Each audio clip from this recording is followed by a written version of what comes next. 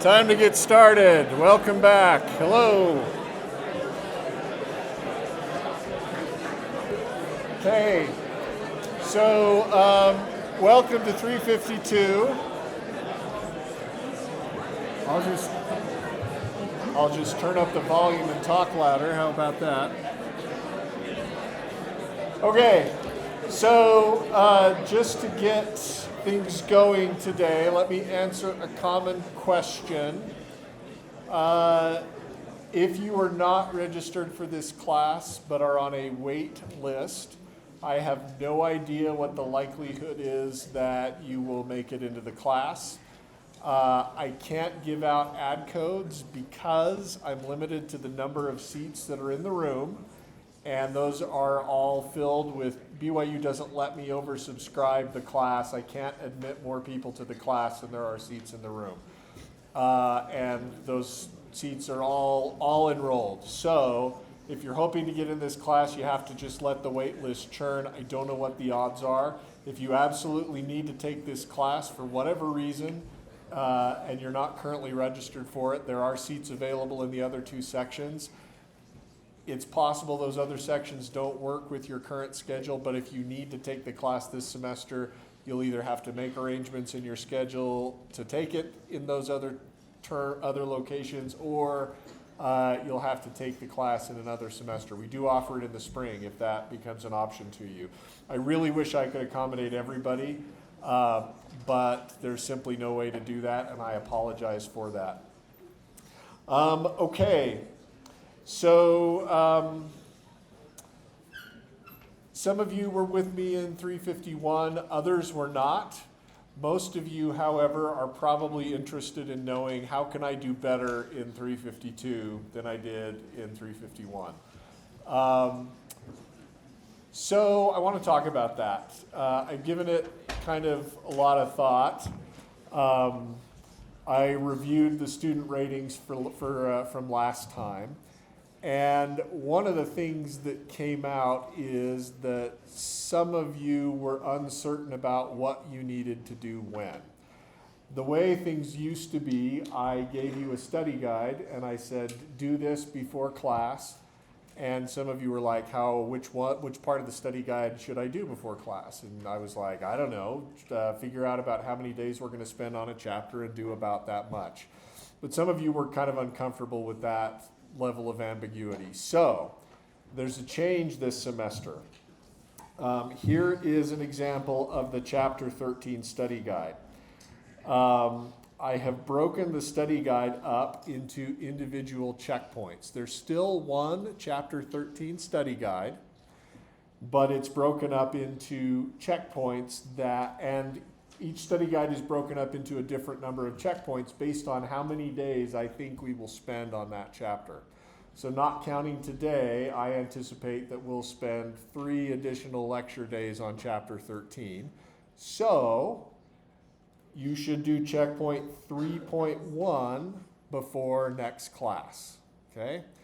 Some of you misunderstood the study guide process. Some of you had the idea that, well, if the due date is later on after we complete a chapter, then I don't have to do the work until later on. And then you show up to class, and class is a frustrating experience because you're hearing it for the first time.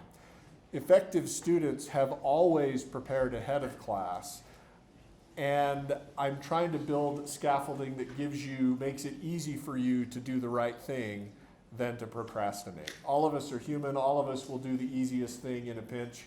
So I'm trying to make it easier for you to do the right thing. So you have a deadline. It is tomorrow at 11:59 p.m. You need to have done checkpoint 13.1.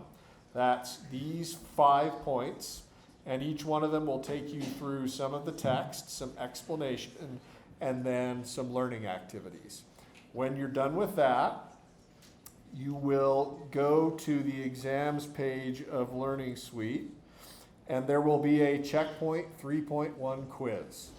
You have to do that by the due date, which is tomorrow night at 11:59 p.m. Why did I set the due date there? Because I want you to do it before you come to class.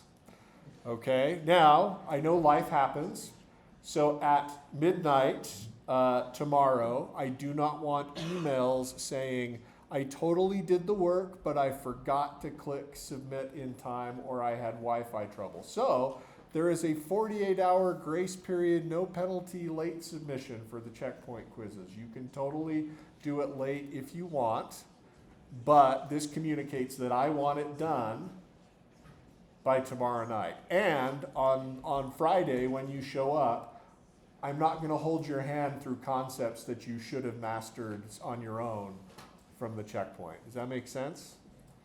We're going to focus the lecture on things that are difficult and doing examples and applications. I'm not going to teach things from scratch. I'm trusting you to build the foundation yourself. And I'm not doing this to be mean or because I want to save myself time. I'm doing this because this is literally the only way to learn organic chemistry. OChem is different. If you don't know that by now, did you really take 351? In other words, you can't just show up to class and then study later. OChem is about performance. It's about practice. It's not about memory.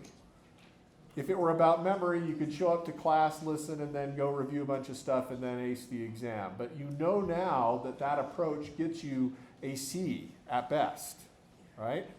So in order to perform better, you have to have consistent daily practice in OChem. I'm setting up the scaffolding so that you'll do that. All right, are there questions about the checkpoint quizzes? Yes? Did the textbook finally include the answers to the problem? So the textbook, yeah. Does the textbook finally include the answers to the problem? We've got the same solution this semester as we had last semester. You will go to library resources and you will download the PDF for that chapter. Okay? Now, let's look at that checkpoint quiz again. So it's set up so you can enter it and close it and save and resubmit as many times as you want. So if I press continue exam, there's going to be 2 questions. One is true, false. I completed the assigned reading and learning activities in checkpoint 13.1. That is on your honor. You can game the system. If you do, lecture will suck. And then you will do poorly on the exam. So feel free to game the system, but it will come at a cost. Second, you'll answer a short multiple choice format question about the material. Some of you can answer this already without doing it. If you can, great, but see question 1. You have to do the material. And this is meant for practice, and you'll be able to see the answer afterwards. Any response here, even boneheaded responses, get, I didn't mean that as insulting. That came off as more insulting than I intended. Even wrong responses get credit here, and there's a box for explaining your answer. And this gives you just a chance to check in and demonstrate, did I actually learn something from my preparation, okay? It should probably take you anywhere between a couple to 2 to 4 to 6 hours to do a checkpoint. You're going to need 2 hours most days to study OChem, and so this actually gives you the incentive to do that. This is not a class you can blow off until the week of the exam and then catch up. Okay, any questions about the checkpoints? Mostly you get credit for doing the work. You do that, then you come to class. After class, let's see, save progress, save and exit. After class, you should come and begin working on the problem set. The problem set is where you really start to test your ability on exam level problems. Most of the problems in the study guide are easy. Most of them are just the in-text problems where if you've been reading, you can get them right. The problem set is where you start to detect your own mistakes. Now, there's a change this semester from how we're doing the problem sets. Last semester, I had you do the problem set and then come to the recitation section where you were supposed to grade your answers, try an alternative problem. And that was a great idea, but it turns out that the TAs told me that in practice, some students were showing up to the recitation section not having even attempted the problem set, and then they were just watching the answers, nodding along, and then saying that they did it and getting credit. Now, That's not a moral failing on your part. That is my problem because I set up a system that gave you an incentive to do that. So the change this semester is you will do the problem set, and the problem sets are always going to be due by 11:59 p.m. on a Wednesday. So your first problem set is due tonight. No, it's not due tonight. Relax. Your first problem set is due a week from today, and this is it. Problem sets will sometimes be on one chapter, sometimes they will span multiple chapters. It just depends on where we are, and you can see the schedule in the syllabus. So you will attempt all these problems. I'll make the key available ahead of time.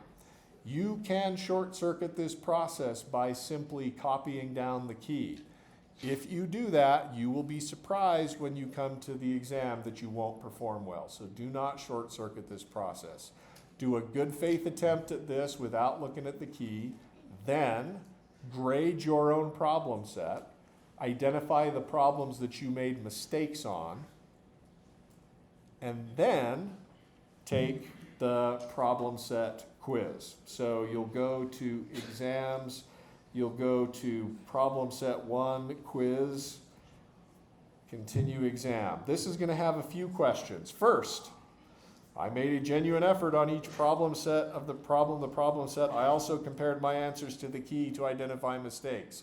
True or false? If you didn't do it, don't push true. If you did do it, press true. Now you can game the system.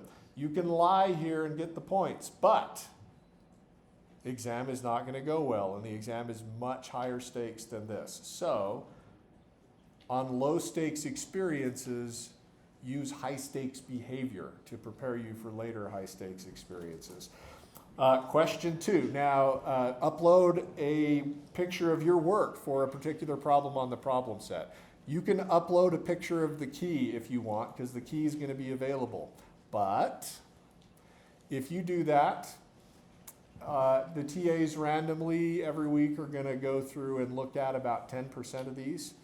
And if you get caught uploading trash or a picture of your dog or a picture taken from the key, you won't get credit for the assignment. So take it seriously. And your question doesn't have to be right. I just want a picture of your work. Does that make sense? And there's usually a couple of those. Then I'm going to ask a question about what questions you got wrong on the problem set and what questions do you have.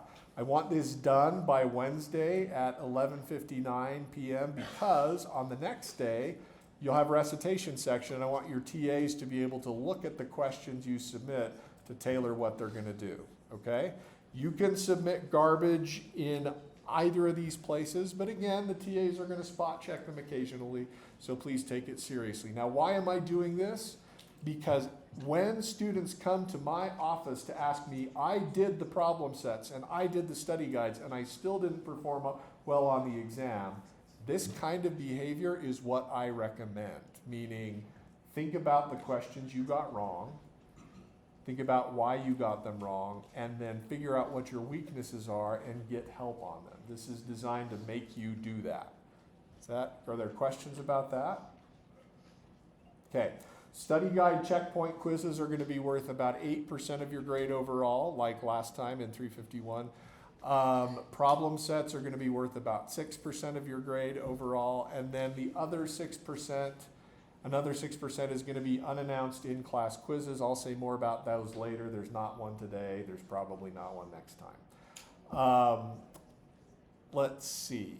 Now the remaining portion will be exams. There'll be 3 midterm exams, each worth 165 points, and a final exam worth 305 points, and I will replace your lowest midterm score with your final exam percentage. Same as 351. That ended up helping a lot of you last time. I did the math, and it was somewhere like 70% of you got a higher percentage than you otherwise would have gotten if we didn't have that midterm replacement policy. So this allows you, even at the very end, to make progress and do better. Okay. Yes? Are we going to still have alternative problem sets to help us prepare for the exam? Alternative problem sets. Yes. Just committed to more work, but that's okay. Do it because I love you. All right, what else? Yeah. We just do all our work on like one page on this quiz, and we just submit like the same picture twice. Or I mean, zoom in on the problem. Yeah. Yes? What about the ACS? The ACS exam, I'm going to think about that. So some of you that didn't have me in 351 are going to need some context for that. It doesn't matter that much, so I'm not going to talk too much about it. Periodically, it's nice to have a nationally standardized exam to sort of rate the class against. Last semester, I said I'd offer it for extra credit, and then I was sick and tired by the end of the semester, and so were you, so we just didn't do it, and I gave everybody the extra credit. This semester, I'm not planning on using the ACS exam because it's only good for about the first half of 352, and beyond that, it really doesn't test it. So it's not really a great report. There will be an extra credit opportunity. It'll be the TA evaluation. Okay, yes? Last semester, the curve didn't end up being all that much. In 352, do you normally see the curve be a little bit more drastic, or is it? So yes, grade, good question. Grading, let's see, I can go to the syllabus, and you can see that I make you the guarantee that it will never be harder to get an A than listed here. The class last semester did unusually well. I think somewhere in the range of 30 to 33% of the grades I gave out were A's, and that was because that many people earned 93% of the points or better. So that's fantastic.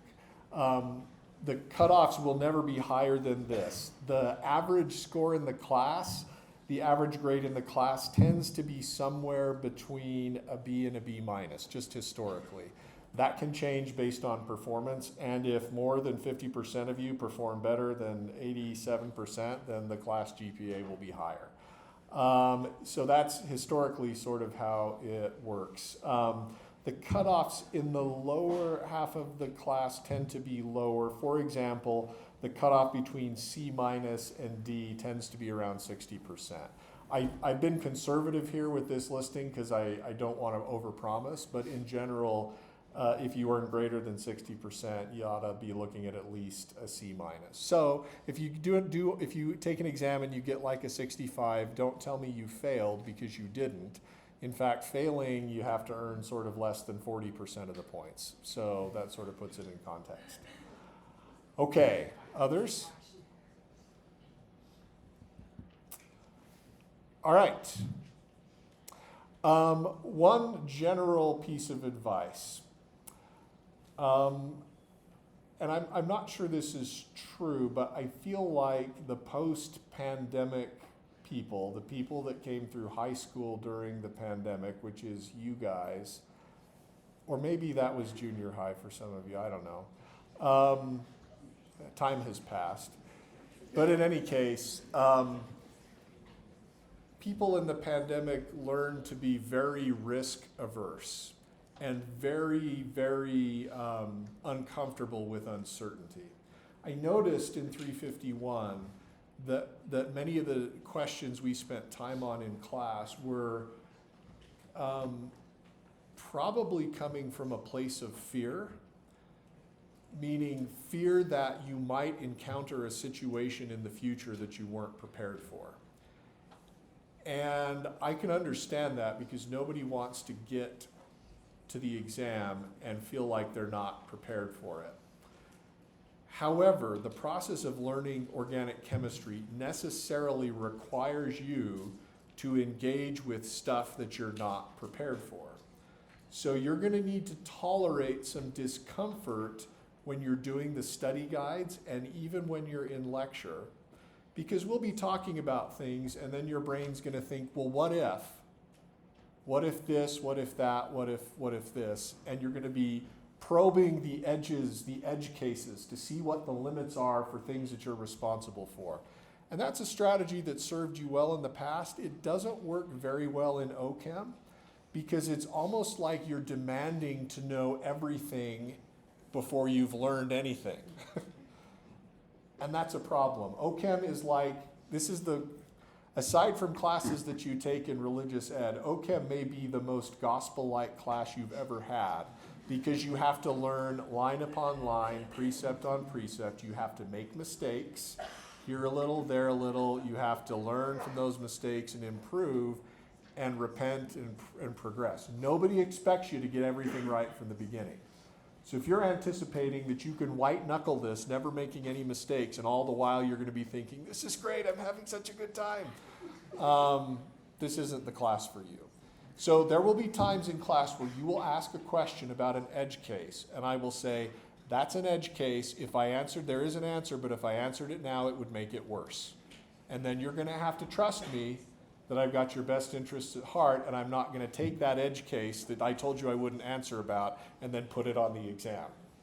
Right? That's your worst fear. You're going to have to trust me a little bit.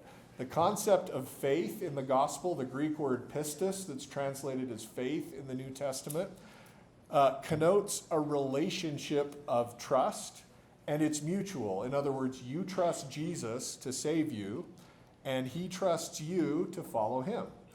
In the same way, I mean, I'm not teaching you to have faith in me, because that is not the first principle of the gospel. But I do want this to be a relationship of trust where you believe that I have your best interests at heart. And if I tell you, if we're trying to answer a question and I tell you, that's kind of an edge case, we'll get to that later. Or maybe I'll tell you that's really interesting, but it's going to be beyond the scope of this class. You're going to have to trust me. And those of you that have had experience with me in 351, I feel like the exams did not throw crazy wild curveballs at you. Some of you maybe would dispute that. If you felt like the exams threw crazy wild curveballs at you, I humbly suggest that it is because you did not engage sufficiently in the process of practice with the study guides and problem sets. Okay, that's people have wanted to know, and I've gotten emails, what should I do to do better in 352? That is literally all I can think of. Like, I'm giving you my best stuff at the beginning here. That's all the advice I can think of. Other questions about how to do better? Yeah? So we went over a lot of mechanisms, a lot of super specific stuff. What kind of things do we need to keep memorized and keep up from last semester to this one? What do you need to know from 351? That's a good question. Some of you were coming fresh off of taking 351 and you finished my final in December. Others of you are probably recently back from a mission and 351 was pre-mission, or maybe it's been a couple of semesters for other reasons. How do you remember the previous stuff? The best thing you can do is to temporarily not panic about it and get started on this class. The reason I say that is because if you put a prerequisite in your mind, I have to go back and be perfect at everything I've ever done before now before I can even get started, you're going to miss that 11:59 deadline tomorrow night. So get started, and then particularly on problems that are requiring you to remember stuff from 351, go back as needed. I will post later today some handouts from the later chapters of 351, which is where things really go off the rails. And if you need to remember a reagent, you can go there. Other than that, I would say just get started. Others? Yeah. This might be more of just like a mental prep question, but in comparison, like 351, how is this class? In comparison to 351, how is this class? Well, students in general, the feedback was that they felt like they had things under control for the first half of 351, and then they felt like exam 3 was a total crunch. Some of that was my fault because I allowed so many edge case questions in the early part of the class that our pace was a little bit slower. You're going to feel like 352 is just a consistent, steady pace, similar to the way things were in the last half of 351. Only now you're used to it, so it's not going to seem like, I mean, it may still seem like hell, but you will be used to it because you've been living there for a while. Yeah.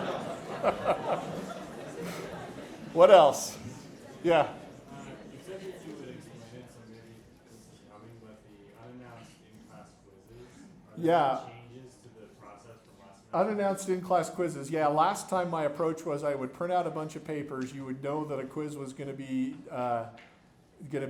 given because you'd see papers when you came into the class, and we would sometimes do the problems together. It was a low stakes experience. Sometimes you do it in partnership with a buddy. Then at the end of class, whatever you had on the paper, you'd turn in and you'd get credit for being here. The feedback on that was sort of maybe yes, good. It helped me know what I should be paying attention to, but there should have been more of them, and also it's not totally clear how meaningful the experience was. I haven't totally solved that problem yet. I'm thinking of ways to do better. Maybe I'll just poll the audience. Like, one potential format is the iClicker. Okay, yeah. I'm telling you, the people that try to tell us how to be better teachers are always pushing the iClicker on us. They're like, oh, it's so good, it's in class. But then I've also heard from students in my lab that are like, oh yeah, we're like, dude, there's an iClicker question today. Can you take my clicker to class and answer for me? So I don't want to create artificial symptoms like that. Let me think about it. I want class to not just be me lecturing to you. I want there to be some active sort of learning things. I don't really know what the best way to do that is. The paper quizzes, are you willing to give that a try? That's okay? All right. Or I could give each of you some note cards and you could hold up A, B, C, or D without clicking. But then how are we going to get credit for actually being here and engaging in the process? So we'll figure it out. Give me some time to think about that. The most likely thing, the easiest thing, is probably the paper quizzes, where if you show up and fill things out, you get credit. Yeah? Can you do A Kahoot. You guys like Kahoot? How is Kahoot different from iClicker? There's music. Okay. Okay. It's free. That's the thing. I'm gonna talk to my 17-year-old about Kahoot and see what he can tell me. Yes. Am I gonna record and post the lectures? Yes, I'm recording now. And some of you should occasionally look to make sure I've pressed record, and some of you should occasionally look to make sure the audio has been captured. That would be a useful check on me. I usually take care of it, but sometimes I forget. Now, I know you, and I know if I set up a system where it's easier to stay home and watch the lecture online than come to class, many of you will take that option. That's what the unannounced quiz is for, because I think you're going to have a better experience if you actually come to class. There is a reason during the pandemic, you're a pandemic growing up generation, and during the pandemic, you remember we all had sacrament meeting in our own homes or apartments or small groups. There is a reason we stopped doing that. Presumably, if the Lord wanted to, he could turn the temple endowment into a remote from your bedroom experience. You're just sitting in your jammies watching it, right? But we don't. The reason for that is there is power when we gather. We talk about the gathering of Israel, and President Nelson said that was the most important thing we could be doing. Well, then why is it that we're more comfortable scattering ourselves to individual rooms looking at a screen? There is power when we come together and ask questions and learn from each other. You don't believe me, but I know it's true, so I'm setting up an incentive to encourage you to come to class. Now, let's talk about exceptions, dropped policies. You miss a study guide checkpoint. You forget to submit it, and you also miss the 2-day late deadline, but you really want those points. The answer is tough. You lost them. Don't email me about it, because the answer is no. However, I know it'll happen, so you get 4 drops. The 2-day grace period should satisfy most travel, and I got sick, and oh, by the way, I have UAC accommodations. That 2-day flexibility for assignment deadlines should accommodate most situations. If you have UAC accommodations and that 2-day grace period does not satisfy your needs, you are welcome to contact me or one of the TAs, and we'll see whether we can work something out. But in general, for most students, the checkpoint quizzes are due when they're due, and if you forget to submit it, oh well. Now, because you get to drop 4, and there are 40 of them, any forgetfulness event doesn't actually affect your grade.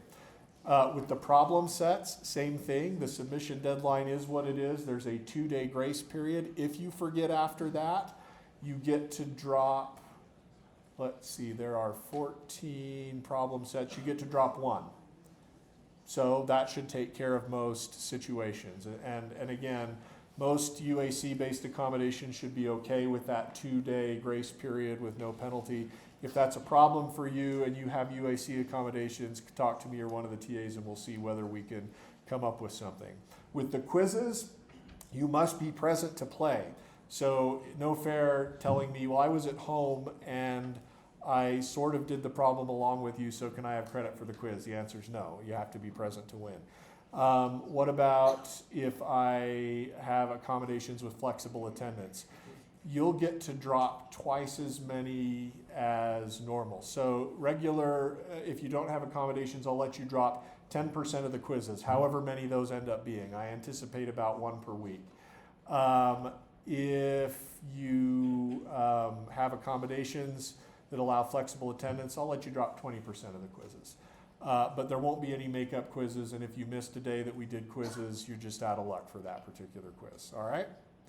Yes? Exam review videos. After we take an exam and the exam closes, yes, I will do an exam review video and post it so that you can see the questions that you got wrong and what the right answers were. All right. Exam dates are in the syllabus. Look at them now. In general, here's how the schedule's going to go. I've listed on each chapter the days that we're going to spend on that chapter. And I've tried to make it so the exams align with the last problem set that you need for that exam. So, for example, the last chapter we will do before exam 1 is chapter 16. Now, chapter 16 ends on a Friday. The problem set that's for that chapter isn't going to be due till the following Wednesday. In an ideal world, I would have liked to start exam 1 on Thursday, February 5th and have it close on Friday, February 6th. Unfortunately, I didn't get my act together soon enough, and the testing center, those days were totally full. So I've started exam 1 on Friday the 30th, which is the day we end chapter 16, but I've gotten it extended through till February the 3rd, and that is the best I can do. That's an unusual thing, 4-day exam period. Normally, I won't have you have that long. In a class this big, the testing center literally will not let me start or end an exam on Saturday or Monday, so my options are limited. However, for the rest of the exams, you will see we finished chapter 20, which is the end of the material for exam 2, on Monday the 23rd. The problem set for that exam will be due on Wednesday the 25th. The problem set for chapter 13 will be due on Wednesday the 25th. And that exam will then begin on Thursday the 26th and the 27th. Your recitation sections are on Thursday, so that Thursday recitation section before the exam can be an exam review session. I give you 2 days in general, aside from the first exam, to take the exam. That should give you time to plan ahead for various contingencies. In general, why don't I do 3 days? Because the majority of the class takes the exam on the last day I allow anyway. So 3 days, fine. If you want, I can open up the exam on Wednesday the 25th. And yay, thanks for that, right? So 2 days. There is a late fee that kicks in on the last day at, I think, 1 o'clock or 2 o'clock. So just pay attention to that if you don't want to pay the late fee.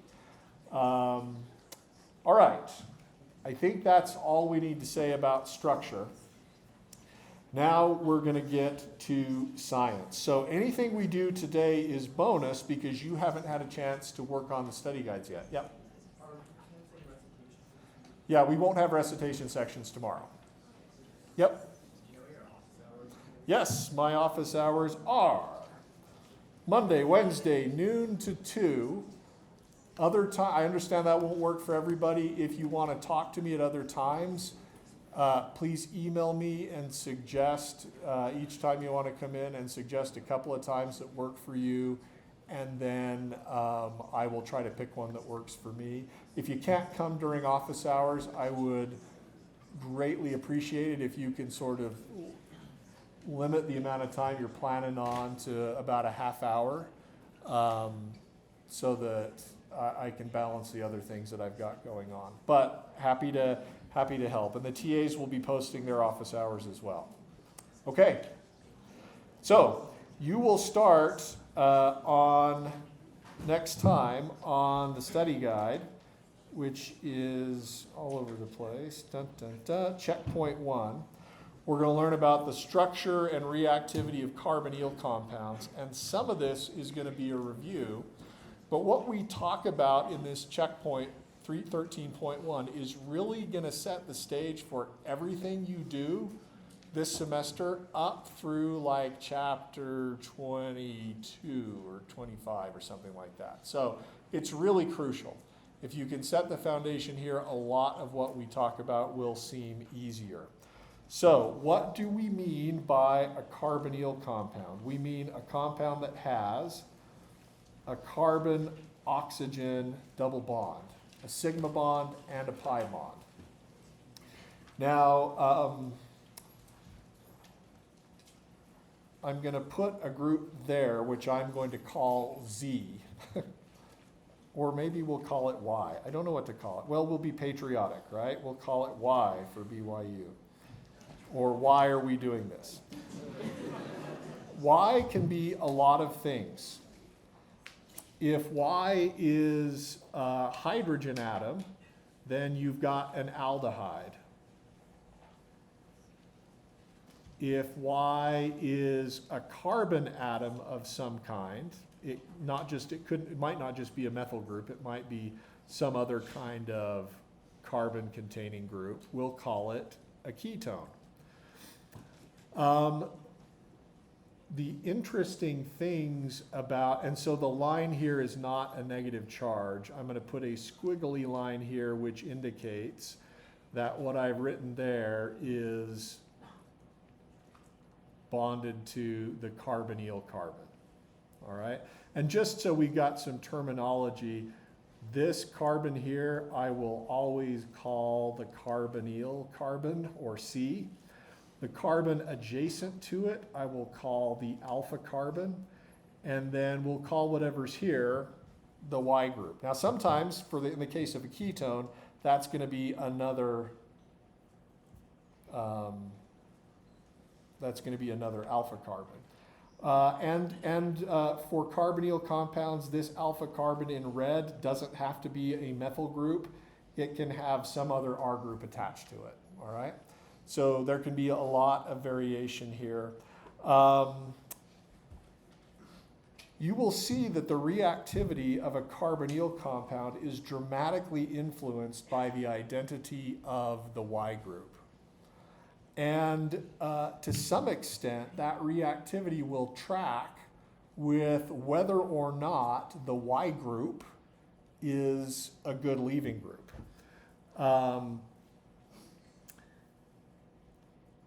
So for example, if the Y group is Cl,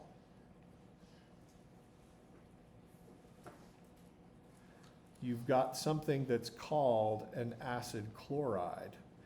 And then if you want to ask, is the Y group a good leaving group, you think about what it would look like if it left from the carbonyl carbon with the electrons from its bond. And yes, indeed, Cl- is a good leaving group. You can tell that it's a good leaving group because if you look at its conjugate acid, the conjugate acid has a pKa of something like -7. And in general, good leaving groups have conjugate acids with pKa's that are less than 0. Okay?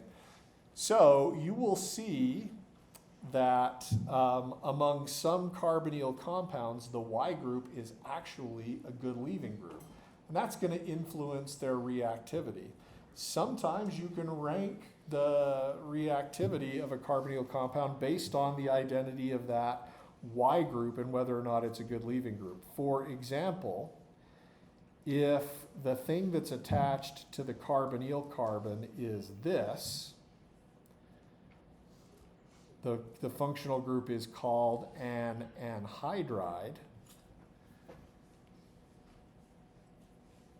And the relevant leaving group is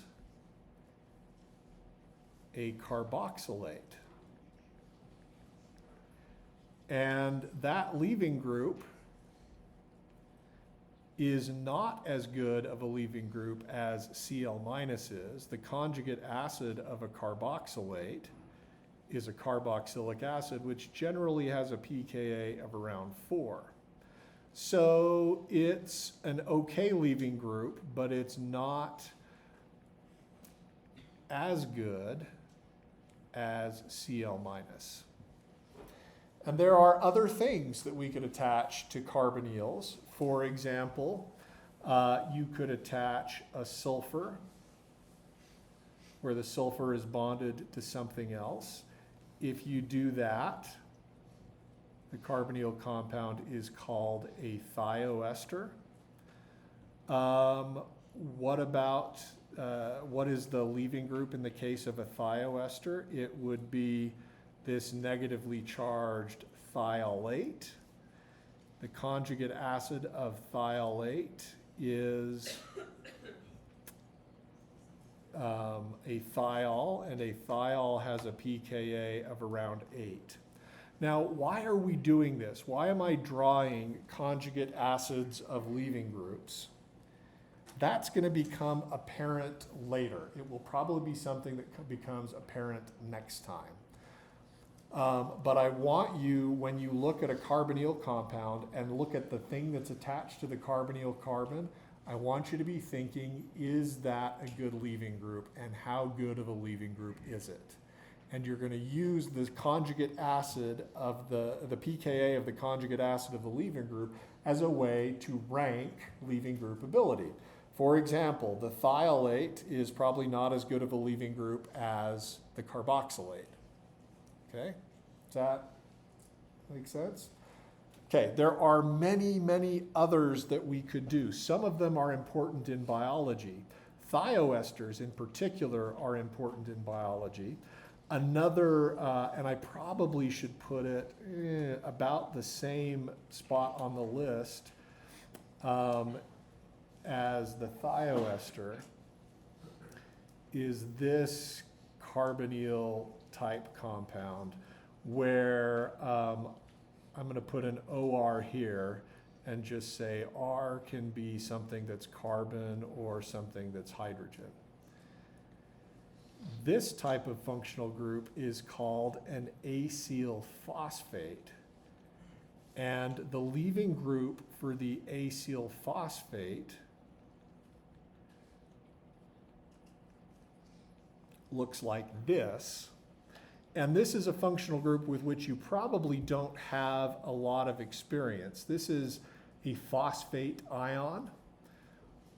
If you were to draw the conjugate acid of this particular phosphate ion, you would see, and then look up its pKa, you would see that its pKa is around 7. Which means that the phosphate anion, the dianion, is about as good of a leaving group as the thiolate. So you would expect thioesters and acyl phosphates to have similar reactivity because the things that are attached to the Y groups have similar characteristics. Okay? Now there's some others that are, you will see, you'd predicted to be maybe even less reactive because of the identity of the Y group. For example, if the Y group is like this, the functional group is an ester. And here we're going to say R is something with carbon, probably either alkyl or an aromatic ring, alkyl or aryl. Importantly, R does not have a carbon-oxygen double bond on it. This functional group is called an ester. The leaving group is an alkoxide. And of course, its conjugate acid, the conjugate acid of the alkoxide, is an alcohol. And you know from 351 that alcohols have a pKa of 16. So we're starting to get to things that are less good of a leaving group. You would predict that the ester is less reactive than the thioester, because the thioester has a better leaving group. This is, you can use sort of analogy. Now the mechanism you're going to see for the reactivity is very different from the mechanism you saw in 351 about SN2 and SN1 and so on. But do you remember from 351 you were worried about, do we have a good leaving group so that I can do an SN2 reaction? And the better the leaving group is, the more the molecule is reactive as an electrophile. The same principle applies in carbonyl chemistry. The better the leaving group, the more reactive the carbonyl compound. So you'd predict esters are less reactive than thioesters or acyl phosphates or anhydrides or acid chlorides. Now, you'll notice I didn't talk about the leaving group for aldehydes and ketones. That's deliberate. I want to put a pin in that and put an asterisk by that and say we're going to come back to aldehydes and ketones. You're going to see later on that next time that aldehydes and ketones are very reactive, but they don't have a good leaving group attached. And so we're going to explain that, but not today. The last carbonyl compound that we're going to introduce is the amide. And in this carbonyl compound, the nitrogen can have one or two R groups attached to it. That's not particularly important. For the amide, the leaving group is RNH-, which, if you draw the conjugate acid, looks like this, and its pKa is 38. This is a terrible leaving group. So you would predict that amides would be less reactive than esters. Okay? So the main principle I want you to get today is that you can rank, aside from aldehydes and ketones, you can rank the remaining, the aldehyde and ketone asterisk thing. Was nobody going to tell me about that? Aldehydes and ketones are their own thing, but beyond that, you can rank the reactivity of carbonyl compounds based on the identity of the leaving group. Okay? Now, you need to do checkpoint 13.1 because next time, here is your preview. We're going to be talking about what happens when a nucleophile attacks the carbonyl carbon.